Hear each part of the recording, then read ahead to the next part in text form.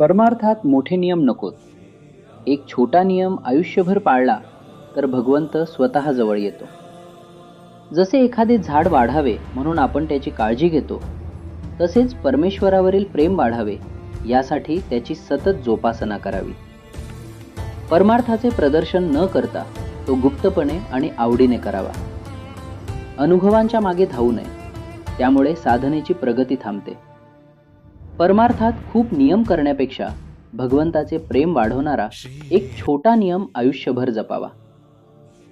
आपल्यासारख्या सामान्यांसाठी सर्वोत्तम साधन म्हणजे नामस्मरण, श्रेष्ठ दान म्हणजे अन्नदान आणि उत्तम उपासना म्हणजे सगुण उपासना. सर्वत्र राम पाहण्याची सुरुवात स्वतःमध्ये राम पाहण्यापासून होते. देहाभिमान विसरून प्रत्येक कृती रामाची समजली तर संपूर्ण जग राममय दिसू लागते आणि खरे सुख प्राप्त होते.